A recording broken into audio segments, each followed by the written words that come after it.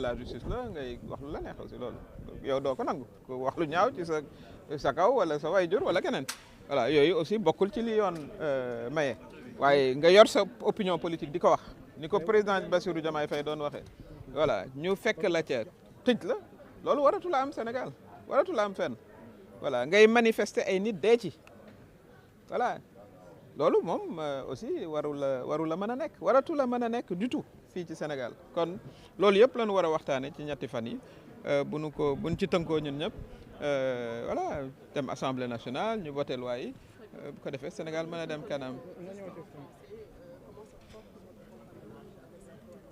Madame, elle se porte très bien. Je suis membre de le président Diomaye Faye a été élu il y a 2 mois. Il ne faut pas l'oublier, hein, il n'a pas été élu il y a 1 an. Hein. Il a été élu il y a seulement 2 mois.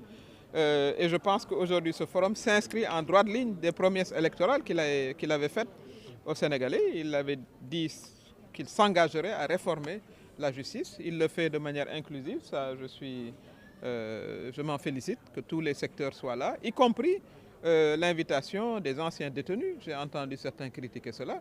Mais qui peut parler des conditions d'incarcération mieux que des anciens détenus?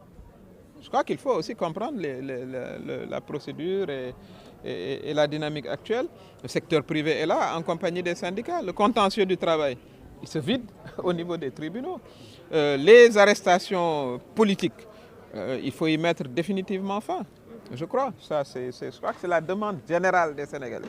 Que la politique et la justice soient séparées. Vraiment qu'on n'utilise plus la justice comme bras armé pour casser de l'opposant, casser des journalistes vous-même. Hein? Vous avez eu combien d'arrestations à votre sens? Voilà, sans cause, sans raison. Voilà, et tout ça, c'est à revoir. Maintenant, il faudrait également que, comme je l'ai dit, les citoyens comprennent aussi leurs obligations et leurs droits. Je crois que c'est dans les 2 sens que cela doit se faire. En tout cas, c'est des assises historiques.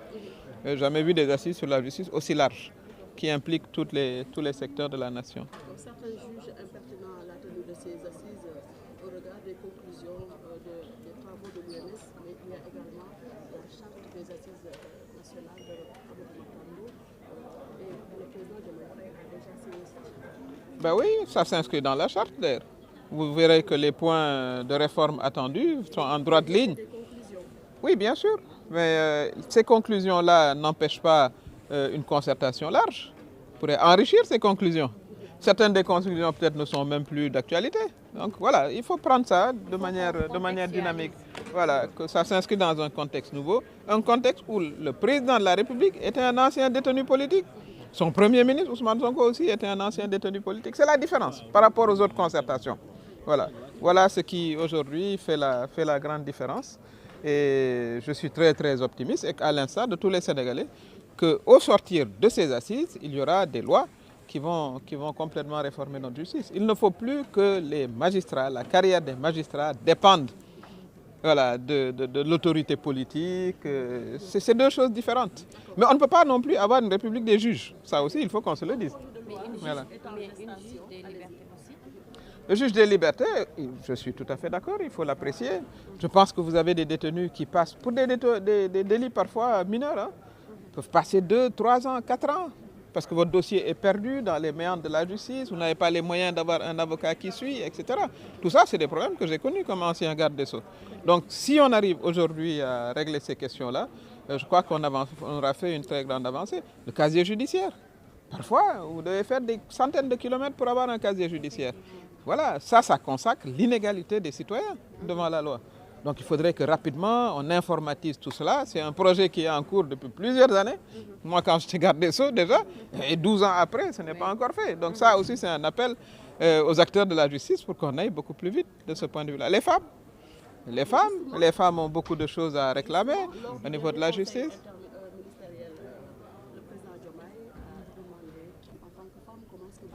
Bah, je l'apprécie.